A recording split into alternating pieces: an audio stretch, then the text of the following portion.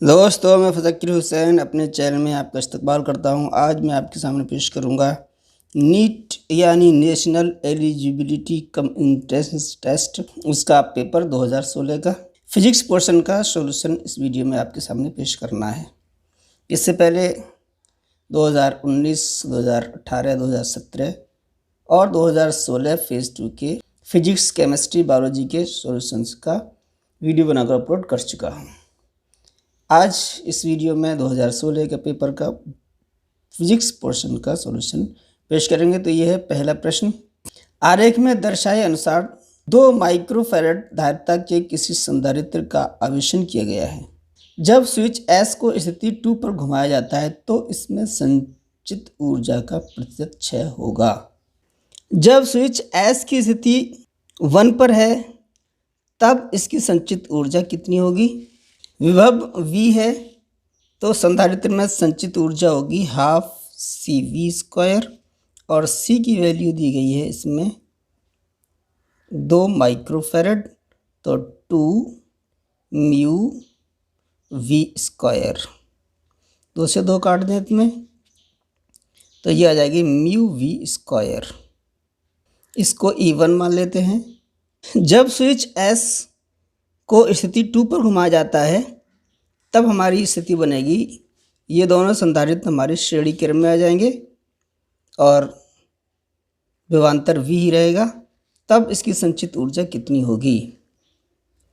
इसे E2 मान लेते हैं। तो ये जब संधारित्र श्रेणी क्रम में है तब इसकी जो तुल्य धारिता होगी वो होगी C1 C2 upon C1 plus C2। अब हमारी ऊर्जा होती है 1/2 तुल्य धारिता और V²। इसका विभवांतर V ही रहेगा। C1 2 माइक्रोफैरड और C2 है 8 माइक्रोफैरड। यहाँ वैल्यू लगा देते हैं। 1/2 2 माइक्रोफैरड 8 माइक्रोफैरड और 2 8 ये प्लस हो रहा है तो 10 माइक्रोफैरड। 1 माइक्रो कट जाएगा। V², 2 से 2 ये कट जाएगा।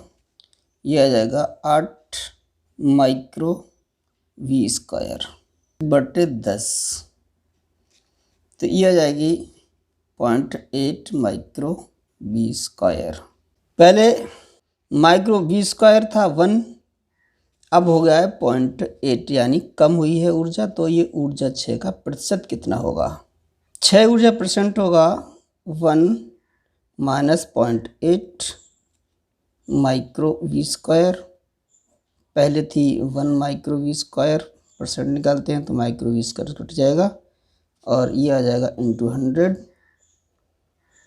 0.2 इंटू 100 तो 100 गुणा कर देंगे तो 20% इसकी ऊर्जा में क्षय हुआ है। तो ऑप्शन हमारा होगा ए सही है। अगला प्रश्न है, नीचे दिए गए परपथ में निर्गत 1 प्राप्त करने के लिए निवेश का सही चयन क्या है? तो ये हमारा परपथ दिया गया है तो ये कहलाएगा OR गेट और ये है AND गेट। तो इसके लिए हो जाएगा A और B के लिए निर्गत होगा हमारा A + B यानी ये OR गेट है। और Y के लिए Y बराबर हो जाएगा, ये है AND गेट। तो A + B और C। अब हमें Y हमारा आउटपुट यानी निर्गत है तो ये 1 लाने के लिए क्या होना चाहिए? हमारा A और B में से कोई 1 हो और C हमारा 1 हो। अगर C 0 हो जाता है तो फिर ये सारा की सारा 0 हो जाएगा। तो 1 लाने के लिए यहाँ पर A या B में से कोई एक 1 हो और C हमारा 1 होना चाहिए। तो देखते हैं C किस में 1 है। तो ये है C1 B0 और A1। तो इन दोनों में से A में से A1 है और C1 है तो C ऑप्शन हमारा सही है। अगले प्रश्न तरफ चलते हैं।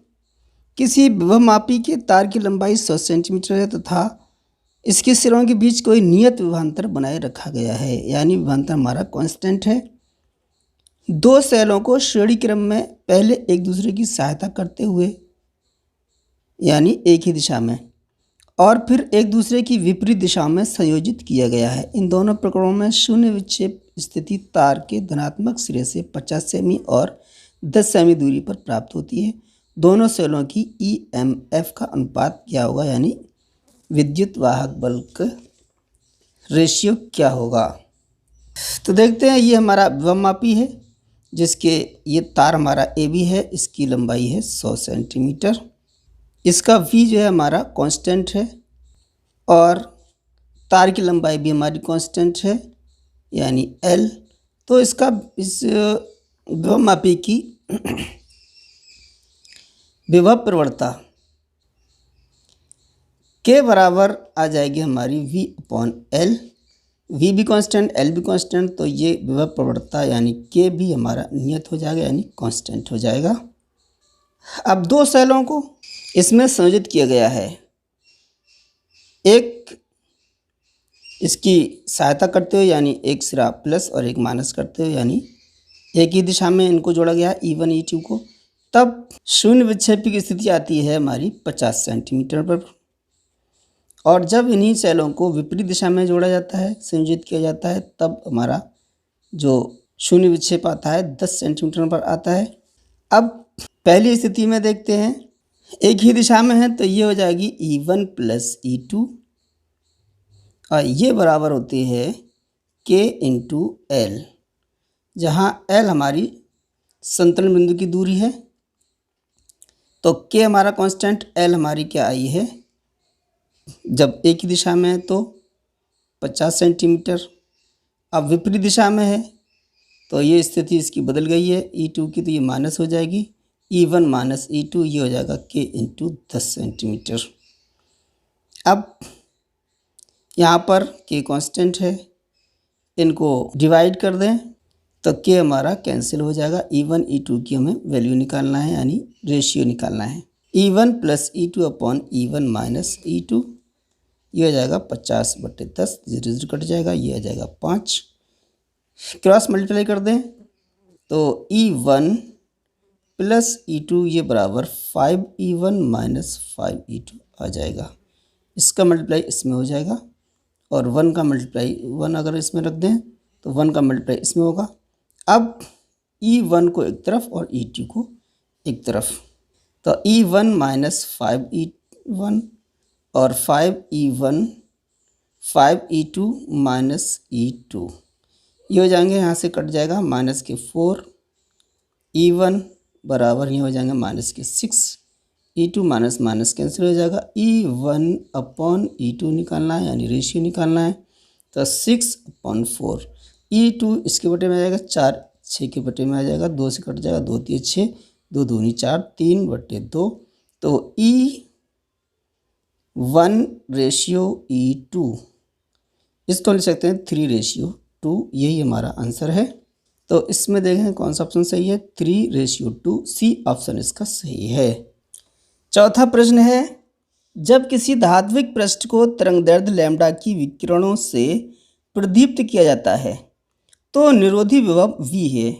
यदि इसी पृष्ठ को तरंगदैर्ध्य 2 लैम्ब्डा की विकिरणों से प्रदीप्त किया जाए तो निरोधी विभव V/4 हो जाता है। इस धात्विक पृष्ठ की दहलीय तरंगदैर्ध्य कितनी होगी, ये हमें निकालना है। तो देखते हैं निरोधी विभव हमारा क्या होता है। निरोधी वह विभव है जो इलेक्ट्रॉन को रोकता है, तो इसकी वैल्यू, इसको हम अगर V0 मान लें तो इसकी वैल्यू दी गई है प्रश्न में V है। अब इलेक्ट्रॉन की जो गतिज ऊर्जा होगी वो E के बराबर E इलेक्ट्रॉन का आवेश और V0 यानी निरोधी विभव, और ये दिया गया है हमारा EV पहली स्थिति में। अब धात्विक पृष्ठ पर तरंगदैर्ध्य लैम्ब्डा की विकिरणों से प्रदीप्त किया जाता है, तब हमारी जो EV होगी यानी उसकी ऊर्जा पहली स्थिति में जब लैम्ब्डा तरंगदैर्ध्य की विकिरण से प्रदीप्त किया जा रहा है तो E बराबर HC upon lambda, HC upon lambda 0, ये हमारा कार्यफलन है। पहले उसका निरोधी विभव V है तो ये स्थिति बनेगी। अब निरोधी विभव V/4 हो जाता है, तब स्थिति हमारी HC अपॉन लैम्ब्डा 2, यानी जब 2 लैम्ब्डा की तरंगदैर्ध्य आपतित की जाती है तब आता है H C upon lambda 0। Lambda not है वो दहली तरंग दैर्ध्य है। अब इसको हल करके हमें लैम्डा नॉट निकालना है, यानी दहली तरंग दैर्ध्य। तो कैसे इसको हल करते हैं, ये हमारा बराबर हो जाएगा, एच सी हमारा कॉमन आ जाएगा, तो 4 को इधर से मल्टीप्लाई कर दें तो ये हो जाएगा ई वी, तो ये है ही है। अब 4 को मल्टीप्लाई इधर कर देते हैं तो ई वी बराबर आ जाएगा 4HC को कॉमन ले लेंगे तो ये हो जाएगा HC, और ये आ जाएगा 1/2 लैम्डा माइनस 1/लैम्डा 0। अब ये चीज़ और ये चीज़ बराबर है तो फिर ये हमारा बराबर होगा, इसमें से भी HC कॉमन ले लें तो ये वैल्यू है वो इसके बराबर होगी। तो HC को अगर यहाँ से कॉमन ले लेते हैं तो ये हो जाएगा HC lambda minus lambda naught, ये बराबर आ जाएगा 4HC 1/2 lambda minus lambda naught. HC से SC कट जाएगा, 4 को अगर इसमें मल्टीप्लाई कर दें तो ये आ जाएगा 1/लैम्डा माइनस 1/लैम्डा नॉट बराबर 2 से 4 कट जाएगा, 2 लैम्डा माइनस 4 लैम्डा नॉट। अब लैम्डा नॉट को एक तरफ कर लेते हैं और लैम्डा को एक तरफ, तो इसको हम ले आते हैं इधर, 4 lambda naught minus 1 lambda naught बराबर 2 लैम्डा माइनस, इधर से इधर जाएगी तो माइनस हो जाएगी 1 लैम्डा। इसको हल कर दें तो 4 में से 1 घट जाएगा, ये आ जाएगा 3 लैम्डा नॉट बराबर 1 लैम्डा। क्रॉस मल्टीप्लाई कर दें इसमें तो लैम्डा नॉट आ जाएगी 3 लैम्डा। तो सी ऑप्शन हमारा सही है। 5वां प्रश्न, एक दूसरे में मिश्रित न होने वाले दो द्रव जिनके घनत्व रो तथा एन रो, जहाँ एन जो है 1 से बड़ा है तो ये रो से बड़ी क्वांटिटी होगी, एन रो, किसी पात्र में भरे हैं। प्रत्येक द्रव की ऊंचाई h है, लंबाई l और घनत्व d के किसी बेलन को इस पात्र में रखा जाता है। ये बेलन पात्र में इस प्रकार तैरता है कि इसका अक्ष ऊर्ध्वाधर रहता है तथा इसकी लंबाई PL, और P जो है 1 से छोटी है तो PL राशि होगी वो L से छोटी होगी, सघन द्रव में होती है, तो घनत्व D का मान है। तो इस प्रश्न को हल करने के लिए ये हमारा डायग्राम बनता है। ये दो द्रव हैं जिसका एक का घनत्व है रो और एक का घनत्व है एन रो, इसकी दोनों की ऊंचाई h है। ये हमारा सिलेंडर है जो इसमें ऊर्ध्वाधर, हमारी जो अक्ष है वो ऊर्ध्वाधर है, इस प्रकार तैर रहा है। तो ये जो नीचे वाला है इसकी जो इस द्रव में, नीचे वाले द्रव में जो बेलन की लंबाई है वो है PL, और ऊपर वाले द्रव में हो जाएगी फिर ये टोटल लंबाई L है इसकी, क्या कहते हैं, सिलेंडर की। तो ये जो लंबाई होगी ऊपर वाली वो होगी इस सिलेंडर की लंबाई L माइनस PL, L को कॉमन ले लें तो 1 माइनस P हो जाएगी, L इंटू 1 माइनस P। अब इसको जो बैलेंस्ड की हुई यानी तैर रहा है वो, इसका जो द्रव्यमान होगा नीचे की तरफ बाहर लग रहा होगा वो mg, m हमारा क्या है, मास यानी आयतन गुणा घनत्व, आयतन होगा v यानी लंबाई गुणा क्षेत्रफल। इसका क्षेत्रफल जो मान लें हम अगर a माने तो इसकी लंबाई l है, क्षेत्रफल a, ये हो गया m जी। m होता है आयतन गुणा घनत्व, यानी इसका जो घनत्व है वो d है सिलेंडर का। अब इस वजन को जो नीचे तरफ बाहर लग रहा है उसको इन दोनों द्रवों द्वारा उत्क्षेप बल के द्वारा संतुलित किया जाएगा। अब उत्क्षेप बल कितना होगा, इसका उत्क्षेप बल हम U मान लेते हैं, U1 ऊपर वाले का U2। U1 लंबाई है हमारी PL, क्षेत्रफल है A, और इसका घनत्व है एन रो इंटू जी प्लस U2 होगा ऊपर वाले द्रव के कारण उछाल बल। ये होगा हमारा L माइनस एल पी और ये लंबाई होगी ऊपर की, A क्षेत्रफल और ऊपर के द्रव का जो घनत्व है वो रो और ये G और G यहाँ भी होगा। अब ये बल उत्प्लावन बल है वो इस बाहर के बराबर होगा जो नीचे की तरफ लग रहा है, तो एल ए डी जी बराबर L P A N rho G plus इसमें से एल बाहर ले लें तो 1 माइनस पी ए रो जी।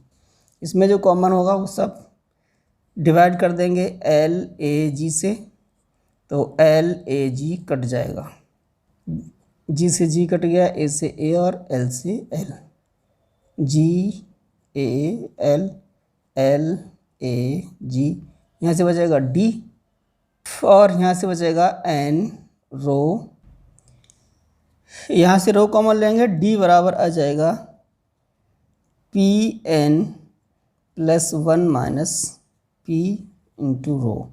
यहाँ से पी कॉमन आ जाएगा तो ये आ जाएगा 1 plus N minus 1 into P और इंटू रो।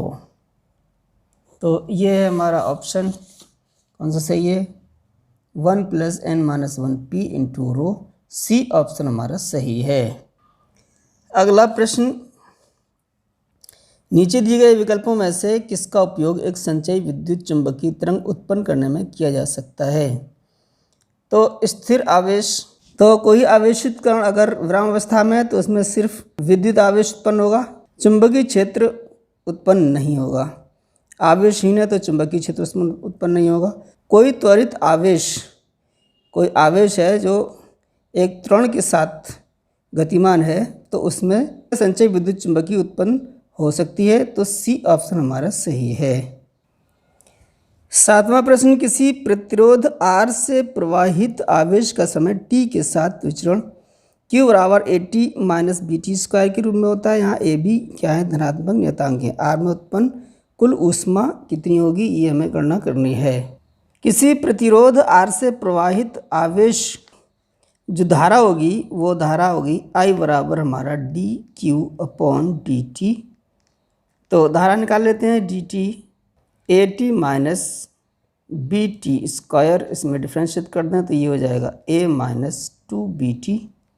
T के अधिकतम मान के लिए DQ अपॉन DT बराबर 0 होगा, तो ये आ जाएगा A माइनस 2BT बराबर 0। यहाँ से T की वैल्यू निकालें तो T बराबर आ जाएगी A अपॉन 2B।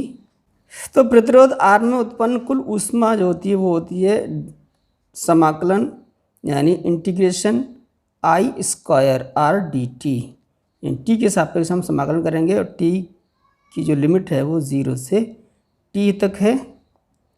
अब I की वैल्यू लगा दें, I क्या आई है हमारी A minus 2BT, A minus 2BT इसका स्क्वायर हो गया R इंटू DT।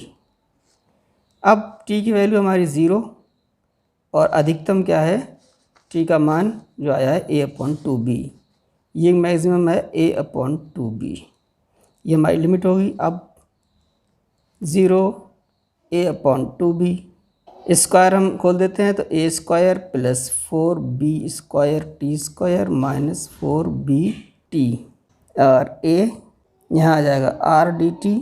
इसका समाकलन करते हैं, A स्क्वायर है यहाँ पर तो ये हो जाएगा A square T plus 4BQ TQ upon 3, एक घात बढ़ जाती है, minus 4BA T square upon 2। Limit होगी 0 से A अपॉन 2B और R।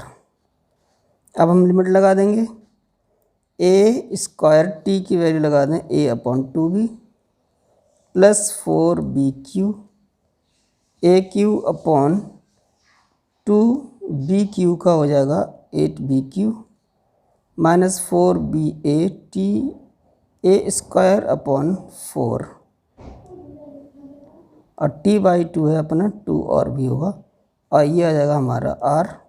इसको सॉल्व करते हैं, यहाँ हो जाएगा AQ अपॉन 2B, 4 दूनी 8, 2 बार चला गया इसमें, BQ नहीं है ये स्क्वायर है तो एक B बचेगी यहाँ पर, AQ अपॉन 2BQ और 3 और हैं ये, माइनस 4 से 4 कट गए, यहाँ पर B स्क्वायर होगा तो एक B कट जाएगा यहाँ से, तो ये हो जाएगा AQ अपॉन 2B, तो AQ अपॉन 2B ये कट जाएगा, ये बचेगा AQ, यहाँ से B बचेगा, R अपॉन 6B। तो ये है हमारा AQ R upon 6B, D option इसका सही है।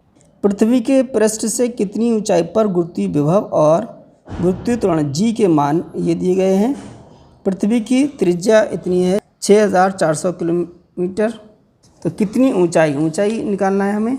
पृथ्वी के पृष्ठ से h ऊंचाई पर गुरुत्वीय विभव हमारा v बराबर होगा -gm upon r plus h। यहाँ से gm की वैल्यू निकाल लें तो ये आ जाएगी gm बराबर -vr इंटू h।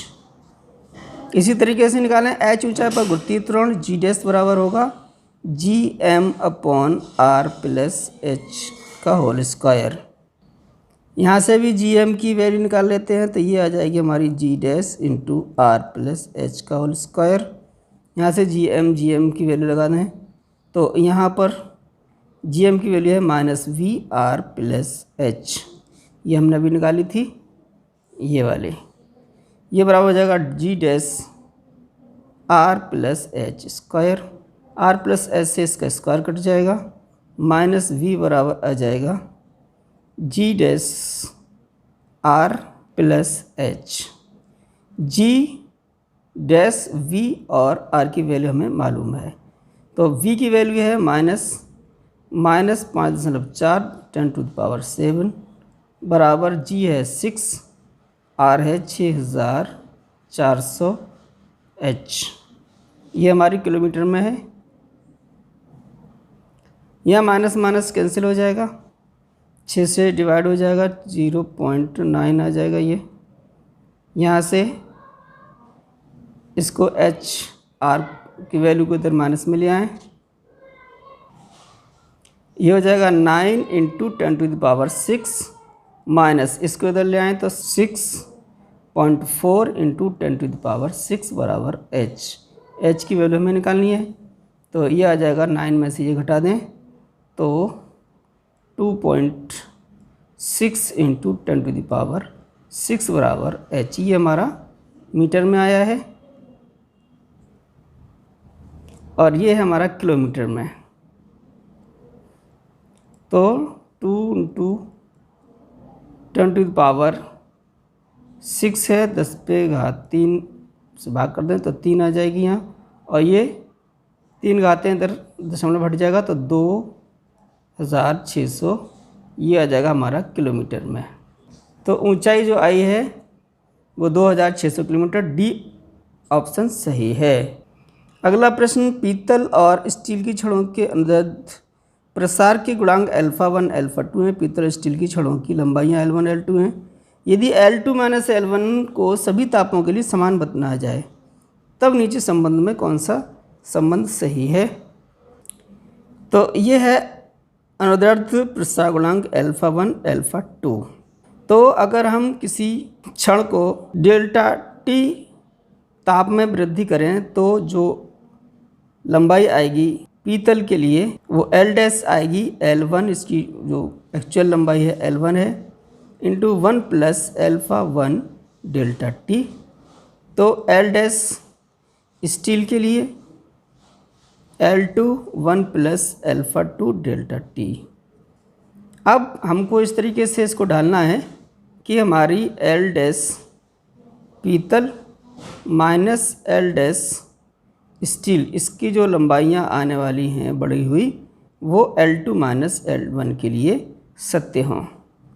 तो यहाँ से एल डैश पीतल ये है हमारा L1, इसे मल्टीप्लाई कर दें, plus L1 alpha 1 delta T minus L2, इसे मल्टीप्लाई किया तो ये माइनस हो जाएगा, L2 अल्फ़ा 2 डेल्टा टी बराबर L1 माइनस ये और ये L1 माइनस L2 यहाँ से कट जाएगा, ये अब ये बचेगा 0, तो इसको हम इस तरफ अच्छा कर सकते हैं। तो L1 अल्फ़ा 1 बराबर आ जाएगा L2 अल्फ़ा 2, डेल्टा टी इधर भी होगा और डेल्टा टी इधर भी होगा, तो ये कट जाएगा। तो संबंध आया है अल्फ़ा 1 L1 और L2 अल्फ़ा 2, तो यही संबंध हमारा सही है। तो alpha 1 L1 alpha 2 L2 C option इसका सही है। अगला प्रश्न है, यंग के किसी द्विध्रुवीय प्रयोग में उच्चिष्ट की तीव्रता I0 है। दोनों झिर्रियों के बीच की दूरी d बराबर 5 लैम्डा है और लैम्डा प्रयोग में उपयोग किए गए प्रकाशित तरंगदैर्ध्य है। किसी एक झिर्री के सामने दूरी जो है वो d बराबर 10 स्मॉल d पर स्थित पर्दे पर तीव्रता क्या होगी। तो ये है हमारा यंग का द्विध्रुवीय प्रयोग। इसमें दो झिर्री हैं, यहाँ पर इसके बीच की दूरी d है और इसको दिया गया है 5 लैम्डा के बराबर। यहाँ से झिर्री से और पर्दे के बीच की दूरी कैपिटल D और ये है 10 स्मॉल d के बराबर।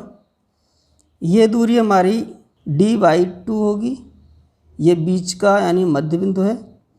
यहाँ पर हमें उच्चिष्ट की तीव्रता I0 दी गई है, तो इसकी तीव्रता निकालना है हमें। तो तीव्रता बराबर होगी I बराबर I maximum into cos square delta phi upon 2, जहाँ डेल्टा फाई हमारा कलांतर है और कलांतर बराबर होता है 2 pi upon lambda into delta x, और डेल्टा एक्स हमारा है पथांतर। और पथांतर निकालने के लिए डेल एक्स बराबर होता है small D upon capital D into Y. Small D है 5 लैम्डा, कैपिटल डी है 10 डी, अब वाई है डी अपॉन 2। डी से डी कैंसिल हो गया, 5 से ये 10 कट गया, 5 दूनी 10, 2 दूनी 4, लैम्डा अपॉन 4 आ गया, ये लैम्डा बचा है। ये है हमारा पथांतर डेल एक्स। डेल एक्स की वैल्यू हम यहाँ लगा दें तो यहाँ से कलांतर हमारा निकल आएगा। तो डेल फाई यानी कलांतर बराबर 2 pi upon lambda into del X, और डेल एक्स है λ/4। लैम्डा से लैम्डा कट गया, 2 से 4 कटे, 2 दूनी 4, ये आ गया π/2, ये कलांतर आ गया है। अब I बराबर I मैक्सिमम में जो हमारा I0 दिया गया है, कॉस स्क्वायर π/2, ये फाई की वैल्यू आ गई और इसका 2 और था बटे में, तो 2 यानी π/4, यह आ गया I0 कॉस π/4 यानी कॉस 45 का मान 1/√2 होता है। तो I की वैल्यू आ गई I0, स्क्वायर रूट से हट जाएगा तो 2, तो I बराबर I0 अपॉन 2। तो इसमें सी ऑप्शन सही है। तो ये थे हमारे इस वीडियो में 10 प्रश्न का सॉल्यूशन। अगला 11वां प्रश्न हम लेकर अगले वीडियो में हाजिर होंगे। तो अगर आपको इसको हल करें तो मैं कमेंट बॉक्स में इसका आंसर बताएं हल करके। तो अगले वीडियो का नोटिफिकेशन आप तक पहुंच जाए, इसके लिए मेरे चैनल को सब्सक्राइब करें और जो हिंदी मीडियम से नीट की तैयारी कर रहे हैं उन्हें शेयर करें। सारे जहाँ से अच्छा हिंदोस्तां हमारा, हम बुलबुलें हैं इसकी ये गुलसितां हमारा।